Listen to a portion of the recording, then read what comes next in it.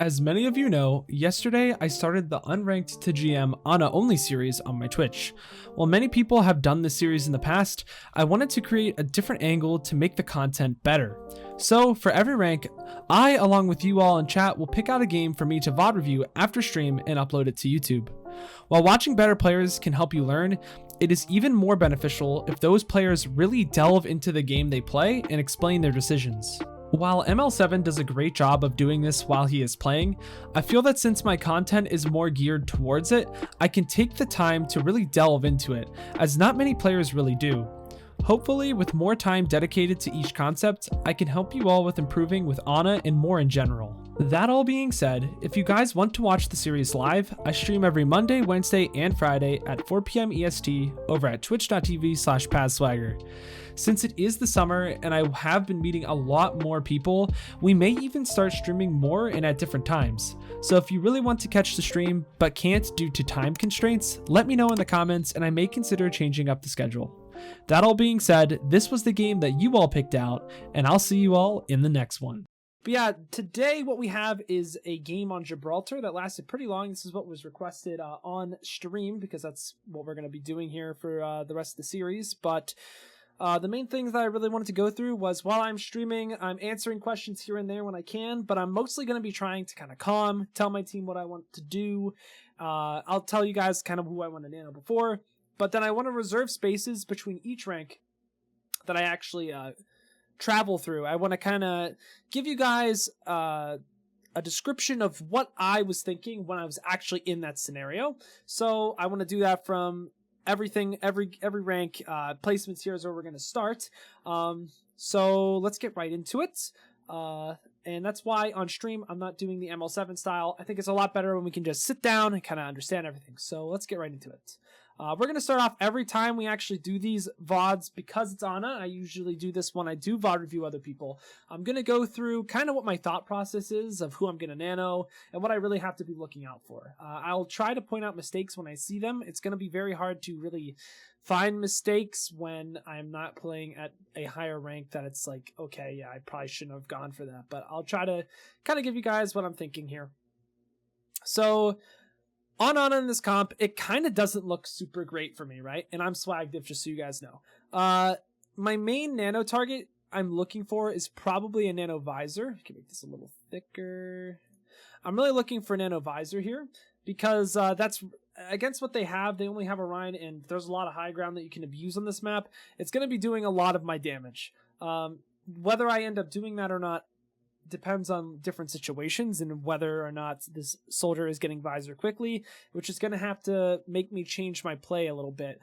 So what I'm pretty sure I end up doing is because my ball is being very aggressive in trying to take space, I end up nanoing him a lot this game, mostly because he gets crits, and I don't want him to go down, because if he goes down, then we're down a man, and I need as many numbers as we can for me to carry as support at these ranks. Sigma also is pretty decent if they were smart and ran him down with a Rhine, but they did not usually do that. One more thing that I really want to point out here is because I have a BAP, if this BAP is very proficient and I trust him to heal my team, I can be a lot more aggressive with my damage. I can really look to make the Doom and Genji kind of question whether or not they should push, and I can also pressure their backline a lot to make this Ana waste nade, and then they're in a really bad spot. That's what I'm really thinking before this. One last thing that I really could point out here is that they do have a Hog, and Ana is almost the hardest counter to Hog in the game. Yeah, it's almost a perfect counter, I would say. But with that all the way, let's get right into it and describe my thought process and tell you guys what I could have done better and everything like that. All right, so we're just starting off on high ground. I'm pretty sure my team told me that the Rhine was actually up top left, so I knew going into that I could really be looking for a nade or a sleep. And it's very common on this map for tanks to be playing right here, like a ball trying to roll through, or just people holding over here in that little tunnel. So it's always something that's good to kind of like clear out with your team and be ready for. The Doom was over here. I guess the call was wrong. The Rhine was there, but we'll see what happens. I'm just kind of chilling. I messed up the nade pretty bad. I was trying to get the nade here. If I successfully hit that, then if it actually gives me a hit marker, that means someone is standing in this doorway here, which can be very nice, especially if we were running an Orisa Hog. Orisa pulls on this not diagonal, just a vertical line here, and then Hog can hook that. It can allow you to not waste your pull hook combo early.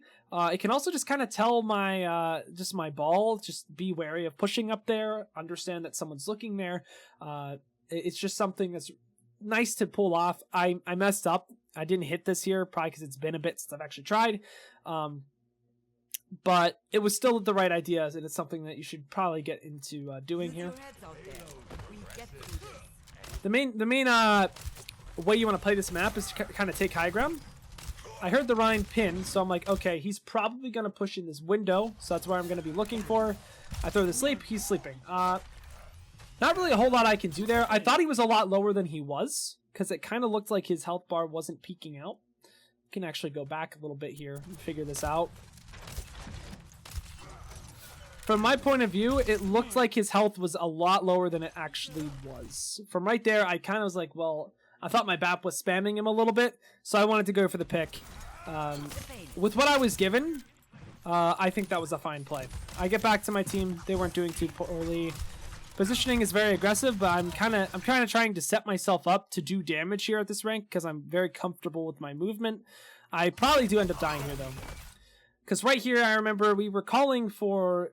Doom is like literally half their team is feeding in the back line. I messed up because my team wanted to play under, which honestly probably wasn't the best play. We probably should have just had one person on cart and taking control of high ground. I mean, things happen. If your whole team's going to play down here, I probably should have just went with them. Right here, though, I still should be able to get peeled by my BAP. But still, positional-wise, if my team is down there, I should probably be in the mega room with them. But let's see kind of the way I do this. I miss shots on Doom, unacceptable. That's on me there. Honestly, better positioning is probably what I could have done better there. In terms of being aggressive, I think that's fine.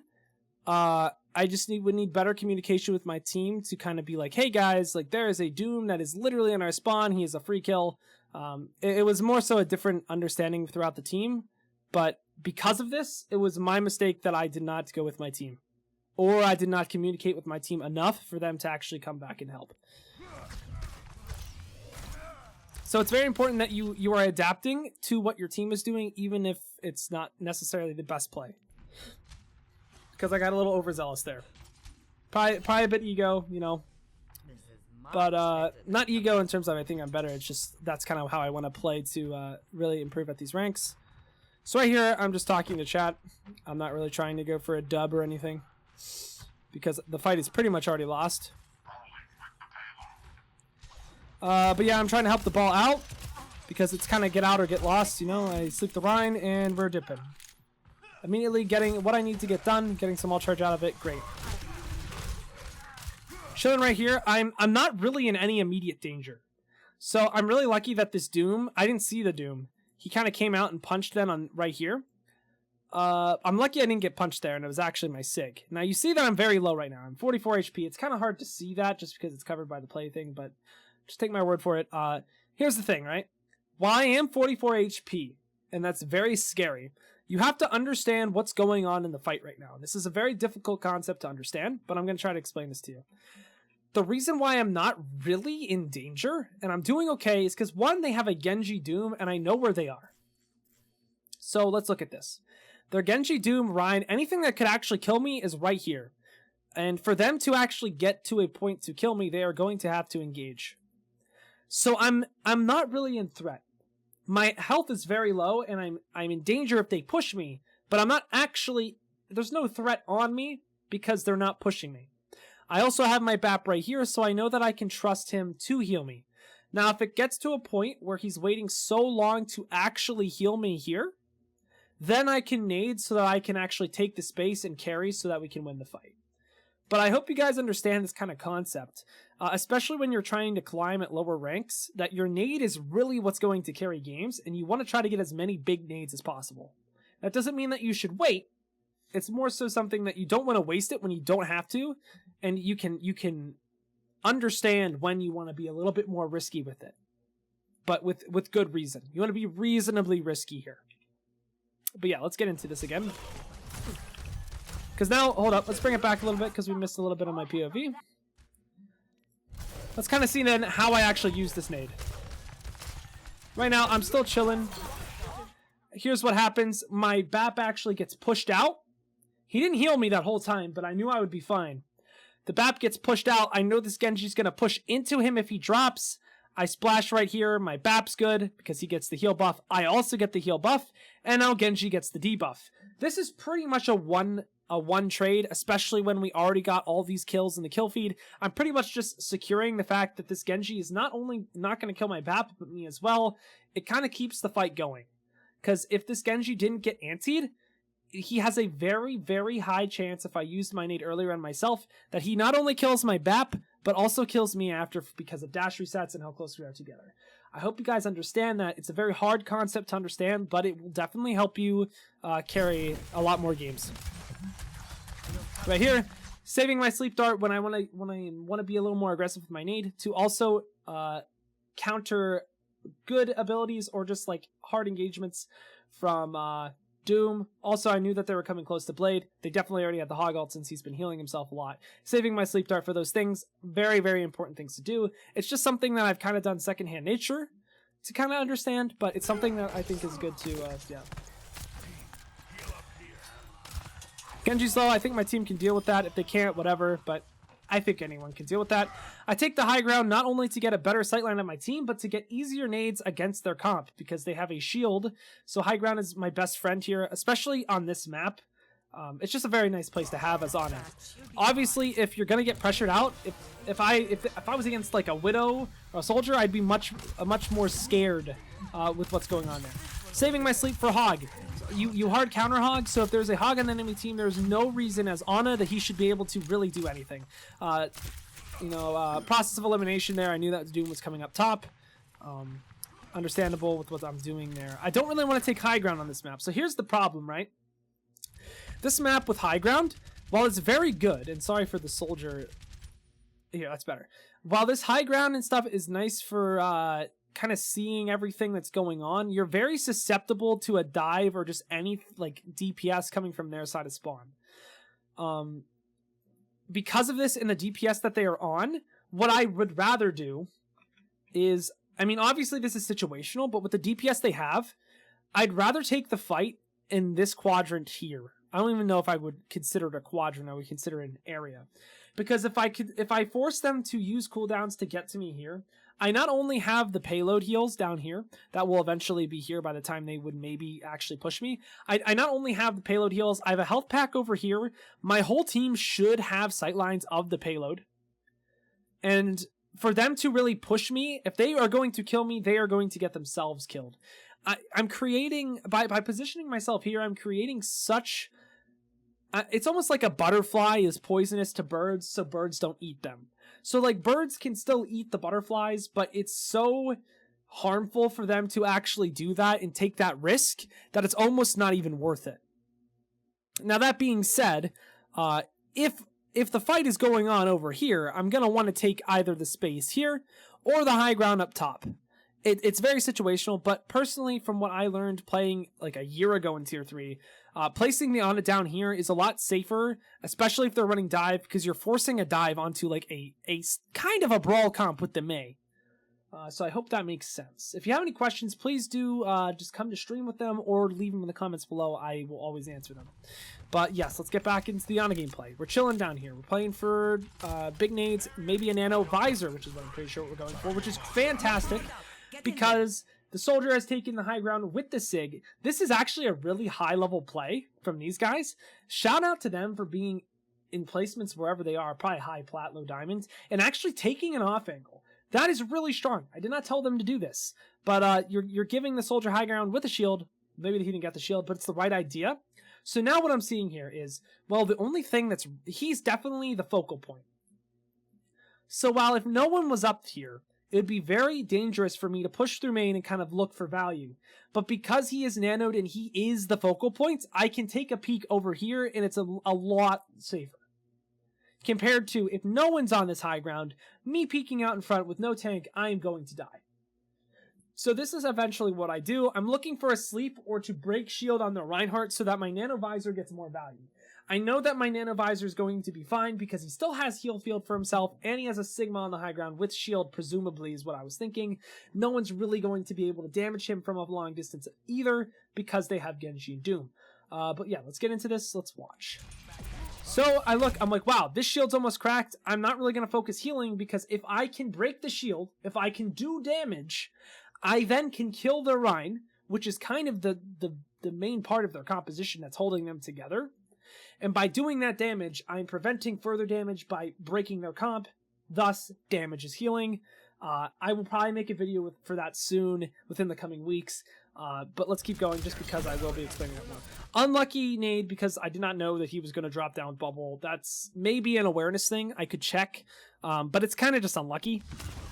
Telling my team to immediately break shield is so important when you're playing against a monkey as Ana that you are breaking shields if they are blocking your line of sights. And if the Ana or the monkey is any competent of a player, they will very likely be doing that every time. Just telling your team to break shields is very important. Great sleep there. That's actually not a great sleep. This is actually kind of a misplay on me because I'm autopiloting and I'm trying to create content and I'm just a bad player, I guess. This monkey was very obviously going to die. I thought for some reason, I guess, that they had monkey for a while. They didn't. The only reason I would maybe sleep there is if he has primal. This is a misplay on my part. Maybe I thought he wasn't going to die, but I'm pretty sure he already used jump. What I should have known was, hey, they have nano blade. I should keep my sleep. This is a misplay on me, mostly because of me just being brain dead. If I were more cognizant of the fact that they had the nanoblade, I would not have used this. But here's the thing: when you're playing at these levels and you see combos like this, you have to be ready. You have to remain cognizant of what's going on and do it really all yourself. So let's move on. It was a good sleep if the Genji did not have blade, because I could have prevented the jump. But since the Genji has nanoblade, things are a little bit different. So now I noticed that they have nanoblade. It's a fantastic wall. I really got to give it to this team. They played really well for where they are ranked wise. Because of this, I wanted to make it as difficult as possible to get to me. I played for the bottom, to run to the bottom, but the soldier also came to bottom, which kind of messed us up. And will give this Genji more dash resets than he really should. And ultimately, he gets another dash reset because it was the very end of his blade, and he will kill both of us. So right there, I think the only real way I could play that better, the rotation was good, everything was great. The main thing that I could have done better that fight was remain cognizant that the fact that they still have nanoblade, and I think saving the sleep for nanoblade is much more important than trying to kill this monkey when he was already getting frozen and all that other stuff. That was a misplay on my part. Shouldn't cost us the game though, so let's go. Keep going. You're not getting rid of me that easily. Alrighty, so we have Mayalt going into the next fight, and they have Ryan. We really, I think, should just look for the Mayalt and Ryan and do that. Here's the thing. I wanted to take the high ground here for just easier nades, but I saw that my tanks were kind of pushing, and it looked like they were going to continue engaging. And the problem with me staying on high ground, and kind of what I was thinking, was that even if they engage, I realistically did not see a future where they are going to cross this line that I'm drawing here. And for me to heal them, they kind of need to cross that line in order for me to heal. Well, I just said that. So I ended up losing good positioning to heal my tanks. It's not as much my mistake, more so I'm trying to accommodate for their mistake, and it's not causing me to really lose a lot of value. Yeah. Keep it going. Right here, look, because the Rhine I see is pushing up, I wanted to flank around and look for either a sleep or a nade on this Rhine. Because I only saw Ryan by himself, I figured that I would get more value with my nade by hitting multiple targets later, and I decided to be aggressive with my sleep dart because that is single target, and it is Ryan. If he gets slept, he is probably going to die. My team ends up waking him up. Because of this, because they prematurely woke him up, I wanted to anti-nade to make sure that he died, because it was very much a premature wake on the sleep. But again, I should probably trust my main more when he's playing this well. Bad scope in there, didn't really need to do that. Because I hear the meteor strike, I wanted to move away from my team so I could mitigate the value that he gets so that we're more spread out. I know Genji's still on my back line. Okay. Hold up. I'm really intrigued actually from this. Because that was a shot and a nade when the dude was 50 health. So I want to see from this guy's point of view what just happened. He's 100 health. Shot nade. Oh, he got shot by his Ana. That's what I thought happened. That Ana saved his life. That is tough. Alright, let's run it back a little bit. Okay.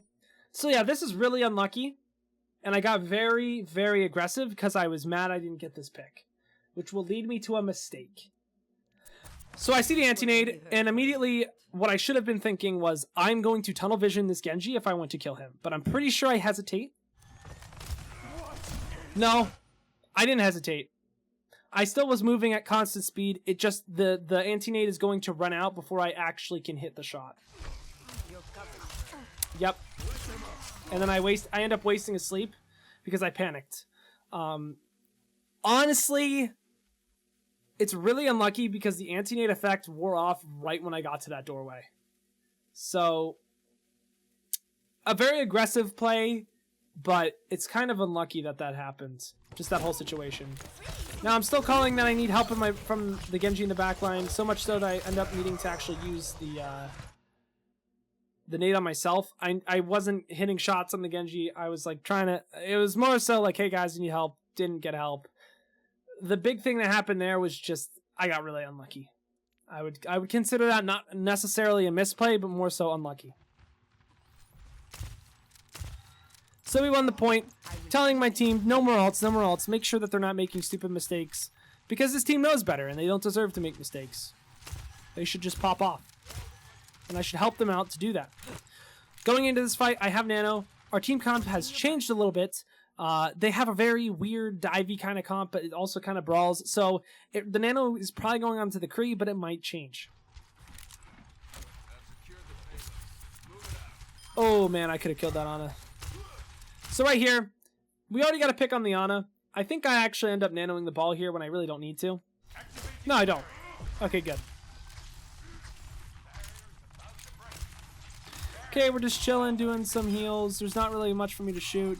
I see that the Zen is in the back line on his own, and our ball kind of just wants to kill the Zen.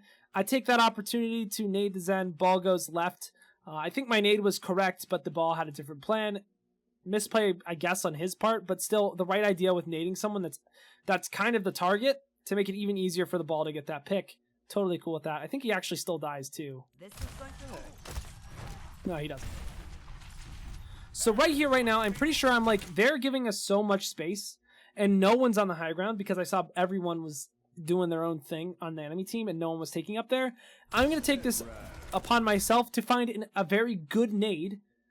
Because the Ryan can't really block a nade from high ground unless he puts a shield in the air and then he's getting shot in the toes. So I'm going to make it very hard for him to actually block this nade by going to the high ground.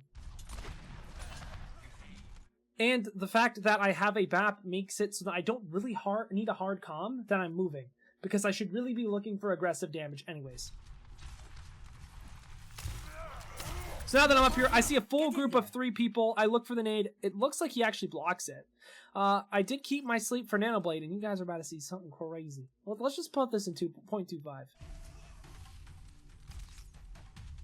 Oh my god!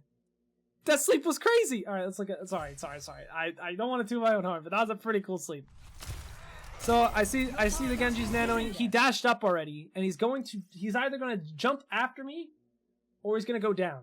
So right here, I read it, and I sleep. Look at what he does. Oh, this is perfect, actually, to show you guys how to sleep a Genji.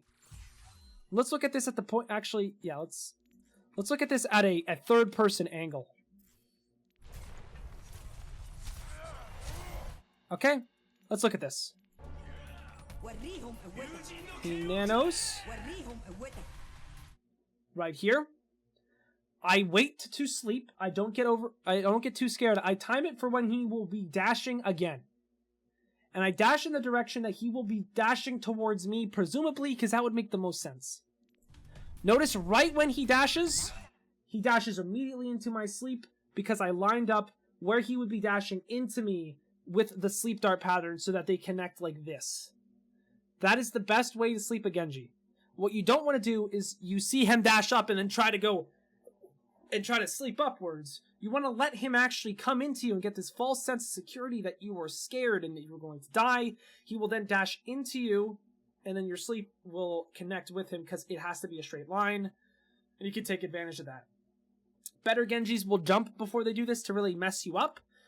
You're not going to see that, though, because Genji has been out of meta, for so long that no player has really practiced that enough, or it's not relevant enough, really, to them to understand that. But still, very good sleep on my part. I gotta give myself props for that one. And let's keep it moving. Fantastic sleep. Let's keep going with this. My team... Here's the other thing. My team doesn't even wake this up. So here's the thing. You're not going to get this lucky with every team that you get at these lower ranks. But this team is killer. Like, good on these guys.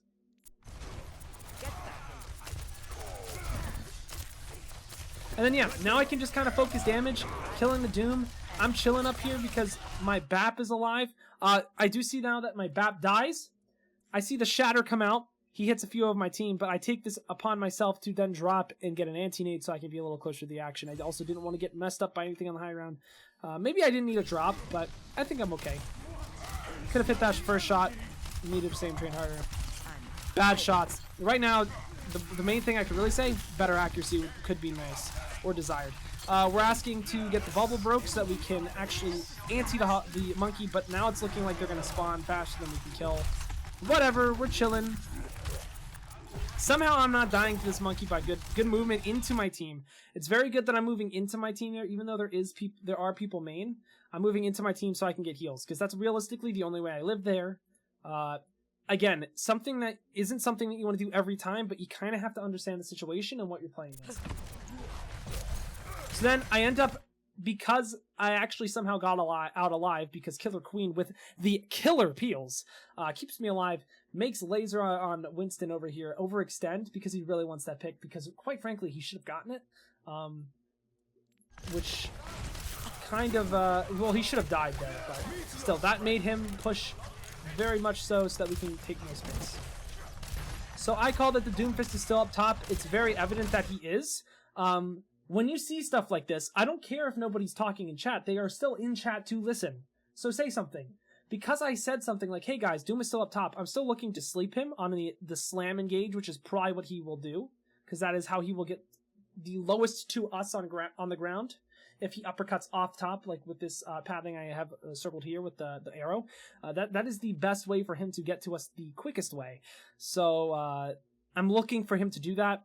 He waits so long to do that, and the Kree still, though, keeps his ear out and looks for it. We're going to look at it here. I turn around with the team. I'm like, I don't know what's going on. After every shot, I'm still looking like, hey, is he still up there? Trying to get some recon flicks to keep my awareness up. Right now, I hear not only Doomfist screaming, but his slam animation. It seems like he's coming back to my right, which would be over this way, which, conveniently enough, is where my Kree is. In which he stuns it, and does a great job of eliminating the target with me. The sleep dart was not needed, but to be quite honest, I didn't think that the Kree was going to stun it, and I wanted to make sure we killed him. Kree with the beautiful high noon there, honestly very, very good to force him out, and just a great job by my team there. You're not going to get teams much better than this, which is really nice.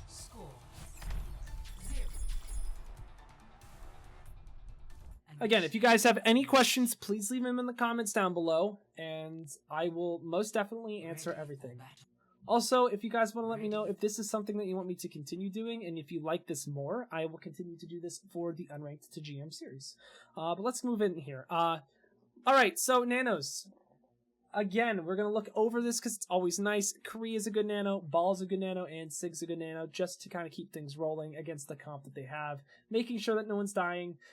It's probably more likely that you would nano your tanks here, because Kree, I mean, he's going to do things, but double sniper, it's going to be really hard for him to really engage. You're going to want to make sure that the things that are keeping your space for you, and like keeping it steady, that's what you want to keep alive. So it's more so trying to keep people alive more than getting damage down. So, because, again, the Watch Point Gibraltar is notorious for this spot right here on the bridge, because Winstons like to jump here, or Balls or whatever, Wrecking Balls like to jump over here, Divas as well, I typically try to play here as Ana to see if I can get a cheeky sleep, to see if we can get a Diva demeched or a Winston killed. It's also just good ult charge generation. I like to stay on this high ground to start. Just a few things before we start the defense, but let's get into it. Again, I know that I am playing with a Baptiste, so it's good for me to allow him to heal things. I get a little nervous when the McCree drops, so I decide to actually come over here and help, especially since my Bap gets pushed back by the Diva. I see the Rhine on cart. He's never going to actually think that the nade's coming. Just to get some ult charge and to push him back to not actually push my Kree, I decide to anti him. And it also will be back by the time that anyone gets here. Go. I keep you here. Still chilling on high ground, kind of seeing what's going on. Right here, they're pushed so far back that I wanted to get some free ult charge. It was a little aggressive, and I probably shouldn't have done it. Yeah, it was very aggressive because I almost died actually because of it. But that was more so the Zen having bad aim, and because he kind of was aiming between us. But still, getting shots in between fights, totally okay to do to get more ult charge. Some shots on the Mei I just don't need to do. Asking for heals for my Baptiste because it's really important, and doing damage as well. Not using my nade on myself when I don't have to. If the Rhine is totally not paying any attention to you, take advantage of that and look for nades in the backline and hit as many people as possible. In this situation, I not only killed the Ana, but I also antied the Rhine.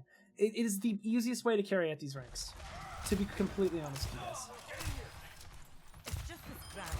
I probably shouldn't be scoping so much when they have double sniper, especially at ranges where I don't need a scope.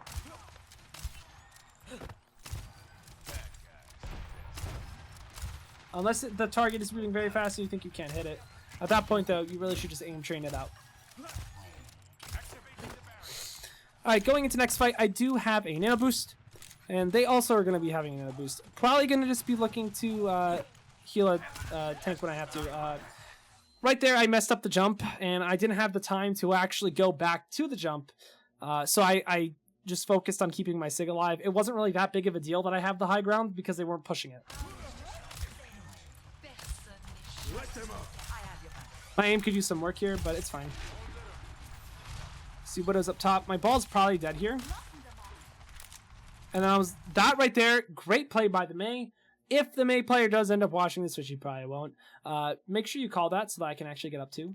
Very high level thing, but still something to look at. Alright, I get back just in time. I can trust my Baptiste. That's fantastic. My Ball looks like he's going to die. See, I don't know why he engaged there, and I kind of was just in the understanding that he was going to feed. Ends up he didn't want to do that. I see that my Bap dies. I immediately have to go into heal mode because I'm the only healer. So my entire playstyle needs to change to accommodate the new thing that's happening. Okay, that was really risky. I should, oh god. I should really risk, oh god. I should really understand that the Widow is going to want to take high ground. So I should then be cognizant of that and really play accordingly. And I probably shouldn't be so engaged on the high ground. Right there, I thought my Ball was seriously going to die, and I needed him to stay in the fight with how many people we've lost so far. I hear that the Widow is pushing this left room. Now, I know that it's not necessarily smart as Ana to duel Widows at long range, but at close range, I would beg to differ, and I would say that Ana actually has the upper hand against Widow at close range. And because she is coming through this hallway, and I hear her footsteps, I know that she's going to be close range, and I know that I will be wanting to take this duel. Thus, I take this duel very aggressively. I play the cover extremely well so that she can't even get a good shot on me. And then, yeah. The sleep wasn't necessarily needed. It was more so the fact that I was being extremely aggressive. and I missed my shot, and I didn't want to even give her the opportunity to kill me, so I just ended up sleeping her. Very, very good value for a support to take out a very strong DPS. Something that we always got to be looking out for at these ranks. Anteing the Ana in the backline, very, very good for how low she is. I didn't know how low she actually was. That's why I didn't tell my team to really push that hard. Telling my team that I have the sleep dart before I actually sleep this Bob. You always want to make sure you tell your team, hey guys, I'm sleeping Bob, and then sleep.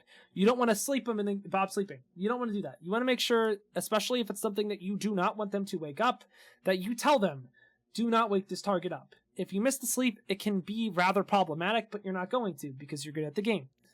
I know you guys all have the potential to do that. With the angle that I have, I know that I can now hit a good anti-nade and actually keep the fight rolling here. The whole thing with that, you're getting value by doing damage because now they can't push there. Because if they were to push even harder, they would die. Even though my team is low, they would be able to kill them before the enemies killed my team. It's something that, like, well, Paz, why don't you save your nade to heal? I think it arguably when they are transed and they are pushing super heavily, it's more beneficial to anti them, so they have to kind of second guess and back up a little bit because they put themselves in this position that's really hold on, what happened there? They put themselves in this position that's really aggressive because of the trans that allows them to, instead of going to this yellow line, they can go to the end of the blue line. And by anteing them here, it kind of makes them back up and be like, oh crap, we can't be as aggressive as we could before, thus keeping my team back here alive a few seconds longer for them to kind of find value themselves. If they don't, it's whatever. At least it set them up to actually do something great. And yeah, that's just kind of how life goes, and especially with Overwatch too. You're not going to win every fight. But I'm pretty sure we actually can. Yeah, we actually do bring this fight back together, mostly because of that nade forcing the Genji and Ashe to not be as aggressive as they wanted to be. Actually, the Ana and Ashe to be as aggressive. That was extremely unlucky. May hit the ice or the deflect, whatever. You keep going. You don't get mad. You stay PMA. Let me get a drink of water while this is unwinding. My team still needs me. So we won this fight. Now that I know that we want to take this fight where I have the cart now, I want to make sure I'm taking high ground because it gives me, again, good LOS of the fight and over top of the Reinhardt. I forgot to say this at the start. It's important to note that they actually have a diva because that's another step that you have to take before you nade. It hasn't really been a problem because the diva hasn't really been looking for it, even though that's her job. So yeah. That's just something to look at. Let them up.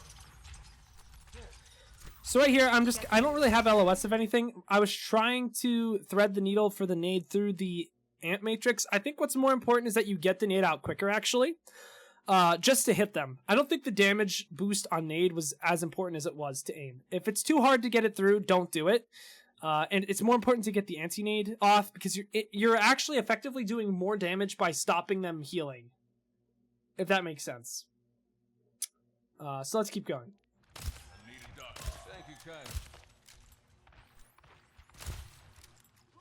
So I'm still just playing the high ground, seeing what's going on.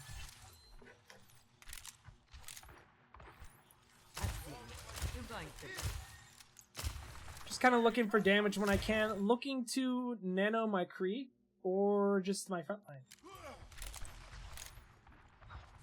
My Kree overall just says, nah, I don't need high ground, so I'm not going to nano him. Unless he's getting dove. Because I know that they're approaching a nano blade rather fast.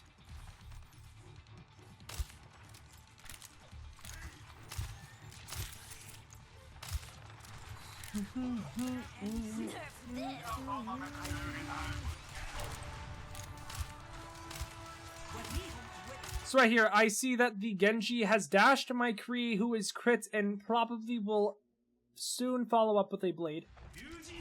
Because of this, my Kree peaks, and I try to nano my Kree so that this Genji does not get dash resets. It's extremely important that we try to mitigate his dash reset capability. The Genji then actually gives up on the Kree and goes to the Sig. kills the Sig, which is really nice that I did that because it kind of makes the Genji have to be on his toes.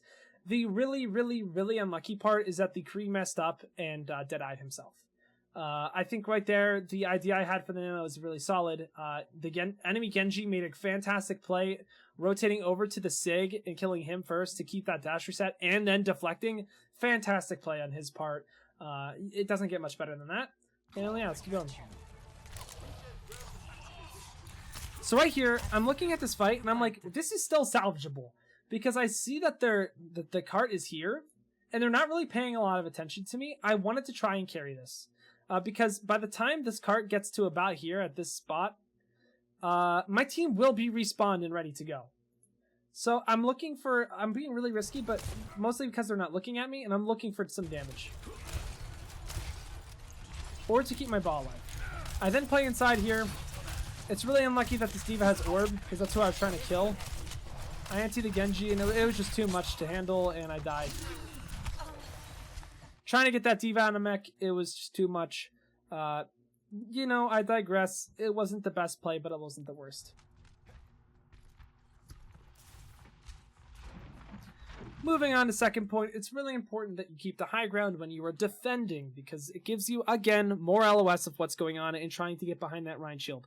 It's a little bit different when you're playing against Dive, but with what they have, the only real thing that's going to hurt me would be a D.Va and a Genji. So those are the only two people that I really have to make sure that I'm out of the range of. And if I'm in range of them, I can bait them into them peeling, or my team peeling for me with the BAP or Mei or whatever, what have you. So right here, looking for damage. I get a nade off, and I'm immediately trying to run away. I noticed that she thought I already got through, and I body block her so that my Sig can rock. Doesn't seem like we're actually going to get enough damage to get her killed, though. I give up, and I'm just happy with the ult charge that I got. Right there. I would have killed if I just hit my shots. It is what it is. You're going to be okay. Big nade. I do get a little tunnel visioned on the damage, which I think is fine considering my BAP is alive. Which is why I'm really going for it. Big nade, then again, the big thing that I think a lot of players underestimate is just how strong this nade is at every elo. If you're consistently hitting big nades, you're consistently getting value. So that's really what you have to look for. This was really unlucky, so I noticed I was reloading, and I tried to go for the sleep. I missed the sleep, the ball dies. My BAP pops off. Yeah, whatever. He's probably going to die. I'm going to try to help him out and get him out of it. I see that he regen bursts. At this point, I should probably be looking to take high ground. In which I do. It was a little late, but, you know.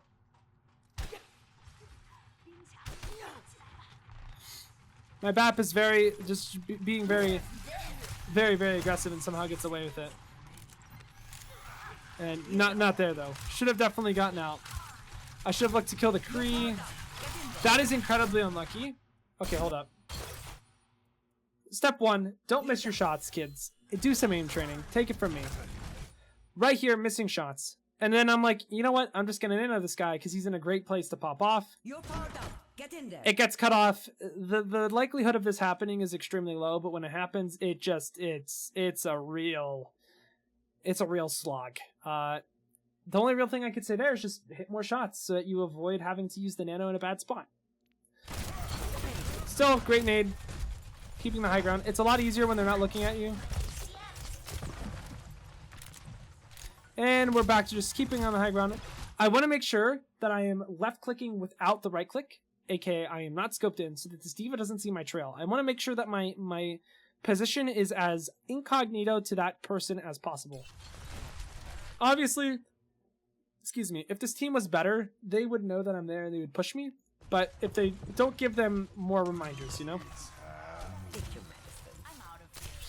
I'm behind them and just kind of chilling. I see the Sombra actually is on the other side, so her getting to me would be very, very difficult.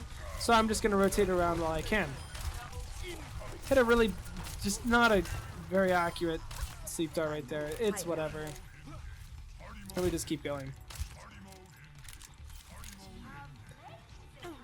Alrighty, and we're going to keep it going here. I guess we lose this point.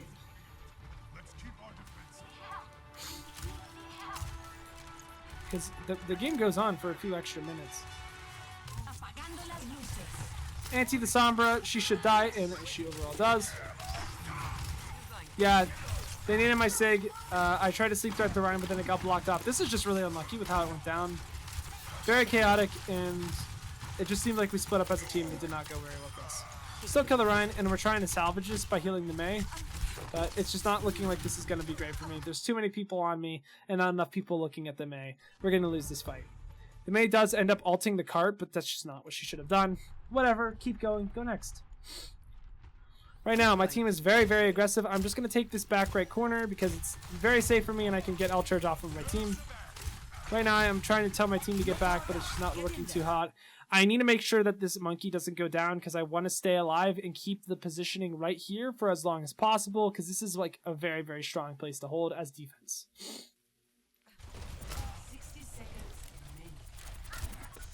We're just kind of chilling here, left clicking that Winston whenever I can. Just kind of left clicking, getting a nano as fast as possible because his shield was about to break, and it's either the shield breaks and he gets slapped, I sleep the shield, unlucky, or he drops the shield, I sleep him. That's what I was going for, and that's what happened. Yeah, now we're just kind of chilling, trying to just get all charged as much as possible and keep my team up. I could have helped my Doom a little bit for all charge, but he realistically wasn't getting out. That was tunnel vision though. Gotta stay more cognizant of what's going on. So now, just chilling for my team to come back. I'm not doing anything too crazy. I was a little out of position there. I should have played back farther. Right now, my rotation's very sloppy, but that's a big nade onto both of them right there. They didn't even see it. Banked it off the wall. Still very, very, very, very aggressive here. I should probably die because the line of scrimmage is like here. Everyone's out of position. It's a complete festival, carnival, or circus, whatever you want to call it. Just very interesting what's going on here, but overall our team was out mechanics them and they're leading.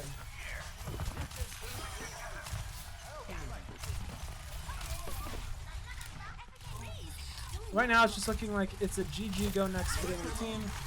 Killed that Tracer. Wanted to try to sleep one of them coming out. Thought I was going to be the Tracer, but ended up I just killed him. And I'm going to die to the bomb, but whatever.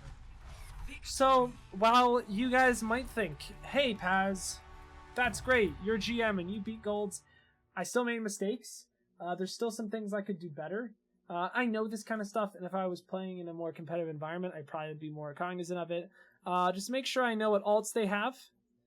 So if they have a Genji, and he is going to Nanoblade, I probably shouldn't sleep the Winston, and I should probably keep my sleep for the Nanoblade so I can at least attempt to stop the game-changing ultimate. And the other thing, I tell this to everyone, I'm going to have to tell it to myself, if I wanted to be the best Ana I could possibly be, and I was competing, aim arena, 15 to 30 minutes a day, try hard FFA, any of that stuff. I'm telling you guys, if I did that, I'd be hitting more shots, and I'd probably be carrying that game harder. We wouldn't have gotten to a 0.3. To be quite honest, it makes a difference right here. Those are the two things that I really saw. Again, when you get to this level of play, there's probably a lot of things I was doing wrong, but I personally did not see. And a coach like Poke 2, that's playing or not playing, that coaches Drifters right now, micro coach, great coach, go check him out. People like those people would probably be able to give me more mistakes that I was doing wrong and kind of look at it, but from my perspective, from what I'm seeing, these are the mistakes that I made that are just silly mistakes that I could have done better. Again, if you guys have any questions, just leave them down in the comments below. I'll let you guys know. Also, if you actually really enjoyed the way I'm going about, or you do enjoy the way I'm going about the series, please do let me know, because I'm trying something that's very different than what any other content creator has done, has been successful. I want to make sure that I'm teaching you guys really, really what's going on, everything from me looking back at it, trying to tell you guys what's going on, and not during the game, because there's a lot of things that you can miss there, a lot of different situations. I understand this is a lower ranked, but once we get to those higher ranks, I will be making more mistakes, hopefully, that I can kind of tell you guys what I did wrong, or I can make better plays with teammates so I could kind of see, you guys can kind of see what you should be looking to do when you get to those higher ranks. But please do give me feedback. I'm trying something new. I want to be different. I want to give you guys the best possible content to improve that I can. And again, if you have any questions, please let me know. And make sure to actually tune into the streams every Monday, Wednesday, and Friday at 4 p.m. EST is when they start. If that doesn't work for you, also let me know down in the comments below, because I might start streaming longer. I don't know. And also, I will be uploading the complete full VODs of every single game from Unranked to GM for you guys in your viewing pleasure to kind of watch what my comms were like during those games, so you can really get a sense of what's going on if you really do have no time to watch the streams. But yeah, thank you guys so much for watching. Please do leave a like, tell your friends about this. I really would love to meet some more Ana players because, I mean, come on, Ana's the best character. Yeah, but thank you guys so much for watching. If you have gotten to this point, thank you so much. But until next time, guys, I've got to peace out and pass out. I'll see you in the next one.